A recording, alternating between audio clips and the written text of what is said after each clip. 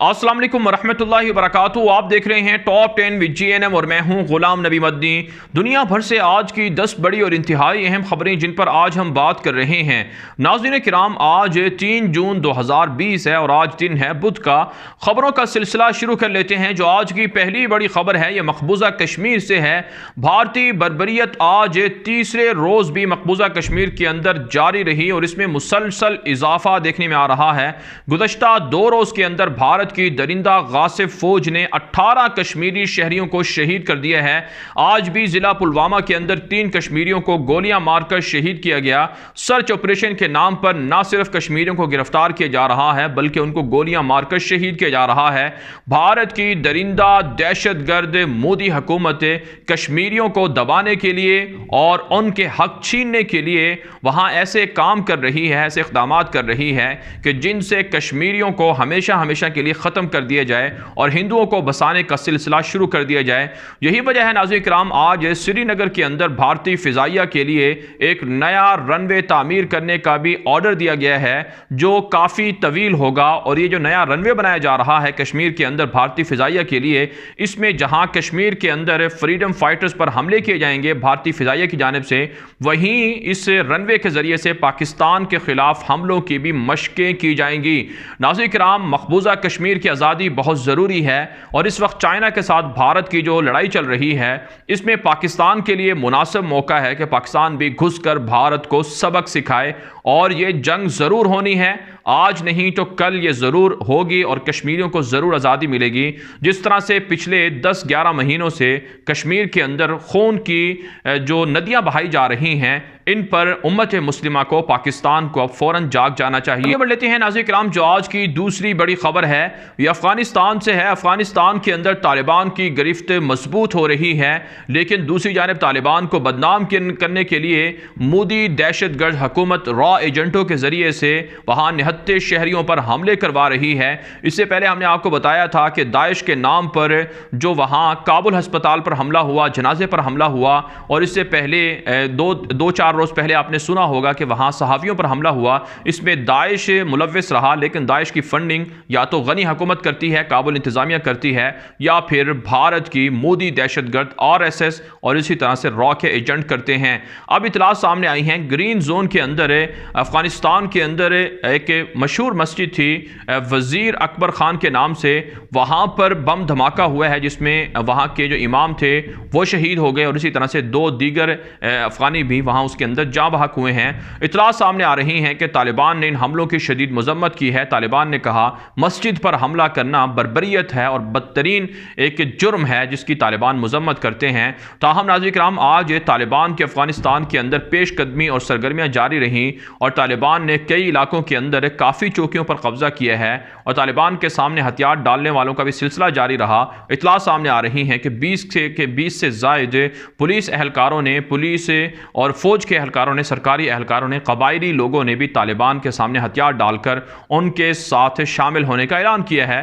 तालिबान के अमीर मुल्ला हिबतुल्लाह खुंजादा ने आम माफ़ी का ऐलान कर रखा है जिससे वहाँ के लोग फ़ायदा उठा रहे हैं और जो कैदियों की रिहाई और तबादले का मामला है वो फ़िलहाल आगे नहीं बढ़ पा रहा है, जिस पर कहा जाता है कि दोनों फरीकैन के मबैन हमलों का खदशा दोबारा से बढ़ सकता है। पढ़ लेते हैं नाज़रीन किराम, जो आज की तीसरी बड़ी खबर है ये भारत और चाइना के मबैन जारी कशीदगी के हवाले से है। नाज़रीन किराम, ताहाल भारत और चाइनीज़ फ़ौजें एक दूसरे के मुकाबले में खड़ी हुई हैं और चीन की जानिब से मुसलसल जो पेट्रोलिंग है जंगी जहाज़ों की वो की जा रही है और चीन की जानिब से भारी असलहा भी पहुँचाया जा रहा है और तमाम के तमाम जो सरहदी एयरबेस हैं वहाँ पर फ़ौज को चाइना ने अलर्ट कर रखा है और भारत मुसलसल सफारती चैनल के थ्रू और मुख्तलिफ ममालिक से सिफारिशों के थ्रू ये मामलात को हल करना चाहता है। भारतीय वज़ीर आज़म नरेंद्र मोदी ने इसराइल के वज़ीर आज़म से भी अपील की थी और ट्रंप से भी अपील की थी और अब ऑस्ट्रेलिया के वज़ीर आज़म से अपील की है कि चाइना के साथ बातचीत करके मामले को सुलझाया जाए। और भारत की जो मिलिट्री क़यादत है वो मोदी को पहले ही मशवरा दे चुकी है कि किसी भी सूरत चाइना से पंगा लेना, जंग करना उनके मफाद में नहीं है। दूसरी जानब नाज़रीन किराम, आप जानते हैं भारत के के अंदर हिंदू दहशतगर्द वैसे तो लड़ाई नहीं कर सकते, और आरएसएस और बीजेपी की जो गठजोड़ है ये तो वैसे ही भारत को टुकड़े टुकड़े बर्बाद कर चुके हैं। अब इन्होंने सोशल मीडिया पर चाइना के बाइकॉट का हैशटैग और इसी तरह से ट्रेंड चलाया है जिसमें चाइना की मसनूआत के बाइकॉट करने का कहा जा रहा है। लेकिन आप जानते हैं भारत और चाइना के मबैन तकरीबन सालाना 100 अरब डॉलर से ज़ायद की तिजारत होती है, और भारत 70 अरब डॉलर से ज़ायद की चीज़ें चाइना से ख़रीदता है। अगर भारत इन चीज़ों का बाइकॉट करेगा तो चाइना के मुतबादिल भारत के पास कोई भी ऐसा मुल्क नहीं है जो वो चीज़ें भारत को मुहैया कर सके। तो महज अपनी आवाम को धोखा दिया जा रहा है और मोदी हुकूमत अपनी आवाम को हक़ाइक़ नहीं बता रही, छुपा रही है। दूसरी जानिब नाज़रीन किराम प्रोपेगेंडा किया जा रहा है भारतीय मीडिया की जानिब से कि चाइना पाकिस्तान के साथ मिलकर इंतहाई हाई किस्म का और मजबूत किस्म का नेवल बेस बना रहा है गवादर पोर्ट पर, जो आलमी सतह पर जहाज़ों के लिए ख़तरे का बायस बन सकता है। हालांकि आप जानते हैं पाकिस्तान का सी पैक और पाकिस्तान का गवादर इंतहाई महफूज है और पाकिस्तान के मफाद में है। दुनिया को पाकिस्तान का गवादर और सी पैक इसलिए हजम नहीं हो रहा, बिलखुसूस भारत को, क्योंकि इससे पाकिस्तान आने वाले चंद सालों के अंदर दुनिया की सबसे बड़ी माशी ताकत बन जाएगी।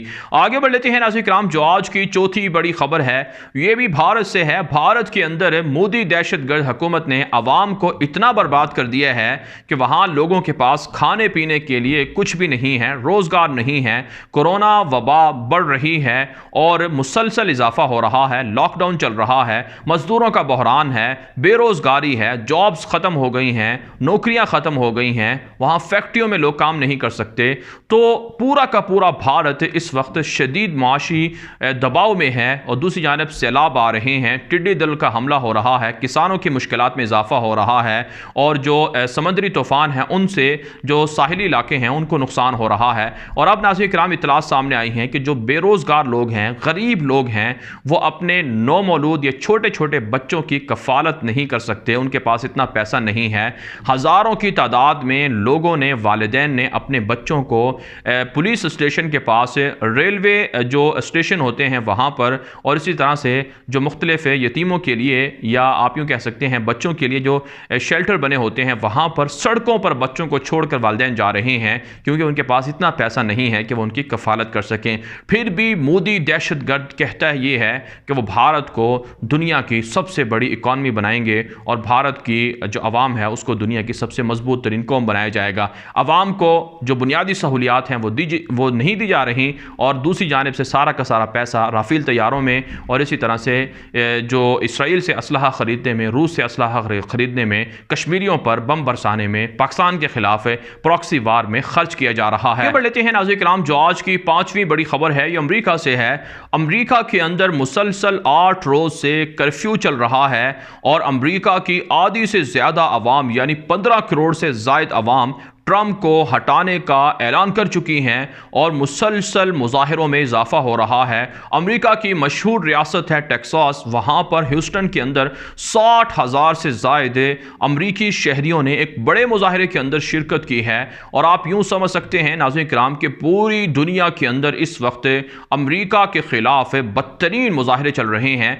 पेरिस के अंदर मुजाहरे फूट पड़े हैं, हंगामे चल रहे हैं। दुनिया भर के यूरोपीय मालिक और मुख्तलिफ मालिक के अंदर जो स्याह फाम शख्स का कत्ल हुआ उसके खिलाफ नस्ल परस्ती के खिलाफ एहतजाज चल रहा है। नाज़रीन किराम, नस्ल परस्ती को शुरू करने वाला ट्रंप था जिसने आते ही कहा था कि मुसलमान दहशतगर्द हैं, इनको अमेरिका से निकाला जाएगा, मुसलमानों को अमेरिका नहीं आने दिया जाएगा। आज वही ट्रंप बंकरों के अंदर छुपा हुआ है, व्हाइट हाउस के अंदर रोपोश है और व्हाइट हाउस के पास फौज को बुलाया गया है और मुख्तलिफ शहरों में फौज को तलब किया है, लेकिन फौज भी ट्रंप का हुक्म मानने से इनकारी है और मुजाहिरीन पर ना तो गोलियां चला सकती है बल्कि उनके सामने सरेंडर कर रही है।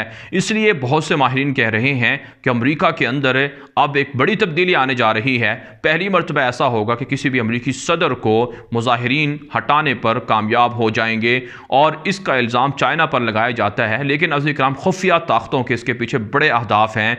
जो बोया था वही काट रहा है अमेरिका। और जैसा कि हमने आपको मुसलसल पहले भी बताते रहे हैं कि अमेरिकी सदर और वहाँ की जो फौजी फ़ौजी क़यादत है, मिलिट्री क़यादत है, पेंटागन, खुफिया इदारे, CIA, इनके दरमियान इख्तलाफात हैं और वो इख्तलाफात खुलकर सामने आ चुके हैं। नवंबर के अंदर किसी भी सूरत में अमरीकी सदर इंतखाबात अगर हालात यही रहे तो नहीं जीत सकेंगे। खबर लेते हैं नाज़रीन किराम, जो आज की छठी बड़ी खबर है ये ईरान, शाम और अफगानिस्तान के मामलात के हवाले से है। इतलात सामने आ रही हैं कि अफगानिस्तान के अंदर इमारत इस्लामिया ने, तालिबान ने ईरानी हुक्काम से सफारती चैनल के थ्रू बाज़ाब्ता राब्ता किया है कि इदलब के अंदर सैयदना उमर बिन अब्दुल अजीज़ के मज़ार को जिन दरिंदों ने शहीद किया उनके बारे में कार्रवाई की जाए, मालूमात तालिबान को फराहम की जाएँ। तालिबान ज़राए बताते हैं कि अगर इसमें अफ़गानिस्तान से जाने वाले ज़ैनबियों लश्कर के कोई भी शख्स या कोई भी गिरोह शामिल हुआ तो उनको अफ़गानिस्तान से तालिबान निकाल देंगे, उनको अफ़गानिस्तान के अंदर नहीं छोड़ेंगे। ये बात रिकॉर्ड का हिस्सा है कि पाकिस्तान से फ़ातिमियों और अफ़गानिस्तान से ज़ैनबियों नाम के जो ब्रिगेडियर हैं या लश्कर हैं, जंगजू हैं, वो शाम के अंदर जाकर लड़ते रहे हैं। और अब तालिबान के ज़राए बताते हैं कि उन्होंने जो शाम के अंदर सहाबाए किराम और दीगर मुक़द्दस शख्सियात के जो मज़ारात, क़ब्रें हैं, उनकी हिफाजत के लिए बाज़ाब्ता गौर व फ़िक्र शुरू किया है। और ईरान से, शाम से और दीगर मुल्कों से इस हवाले से राब्ते चल रहे हैं कि फ़ौरन दरिंदों को सज़ा दी जाए और सैयदना उमर बिन अब्दुल अजीज़ की जो जसद खाकी था, उनकी जो कब्र के अंदर उनके जसद खाकी को जो चुरा कर लेकर गए थे जो लोग, उनसे वापस लाकर वहीं पर दफन किया जाए। आगे बढ़ लेते हैं नाज़रीन किराम, जो आज की 7वीं बड़ी खबर है ये ईरान और अमेरिका के दरमियान तनाज़े के हवाले से है। ईरानी सदर हसन रूहानी ने दावा किया है कि 8 करोड़ से ज़ायद ईरानियों की ज़िंदगी को ख़तरात लाहिक हो चुके हैं अमरीकी पाबंदियों की वजह से, क्योंकि जो बुनियादी ज़रूरी अद्वियात हैं वो अमरीकी पाबंदियों की वजह से ईरान मुख्तलिफ मालिक से नहीं मंगवा सकता, जिससे बहुत ज़्यादा ख़तरात लाहिक हैं ईरानियों की ज़िंदगी को। यही वजह है ईरानी सदर हसन रूहानी ने यूरोपीय मालिक से मुतालबा किया है कि इन पाबंदियों को फ़ौरन ख़त्म करवाया जाए। आगे बढ़ लेते हैं नाज़रीन किराम, जो आज की 8वीं बड़ी खबर है ये इसराइल से है। इसराइल के अंदर यहूदियों की बैरूनी दुनिया से आमद में इजाफे की तवक्को की जा रही है। ताज़ा रिपोर्ट शाया हुई है जिसमें कहा जा रहा है कि आइंदा साल यानी जो 2020 का साल है और आने वाले साल में दुनिया भर से बड़े पैमाने पर यहूदी इसराइल आ जाएंगे और 2020 के अंदर 50,000 के लगभग मुख्तलिफ मालिक से यहूदियों की हिजरत मुतवक्के है।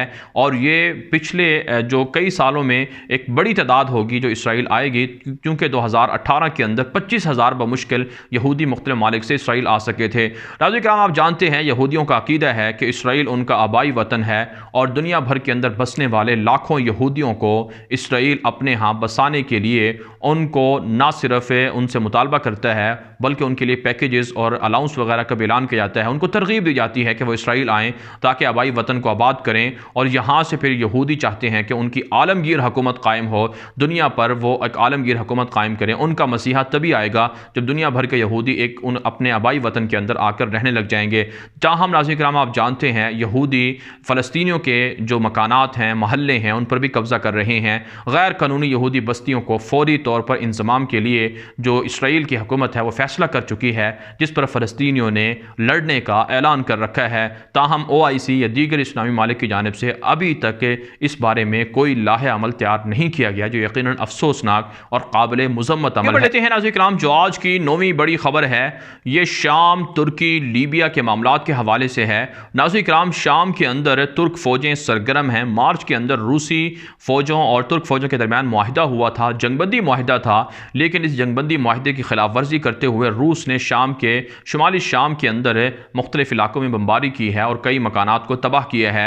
दूसरी जानब नाज़रीन किराम, तुर्की की लीबिया के अंदर पेशकदमी जारी है और लीबिया के अंदर जो बाकी हफ्तर और उनके इत्तेहादी हैं उनके कई ठिकाने तबाह किए हैं। तुर्क वज़ीर ख़ारजा ने लीबिया के अंदर हफ्तर, बागी और उनके इत्तेहादी यानी मुत्तहिदा अरब इमारात को धमकी दी है कि अगर वो वहाँ की मुंतखब हुकूमत के खिलाफ हमलों से बाज नहीं आए तो उनको बिल्कुल ख़त्म कर दिया जाएगा।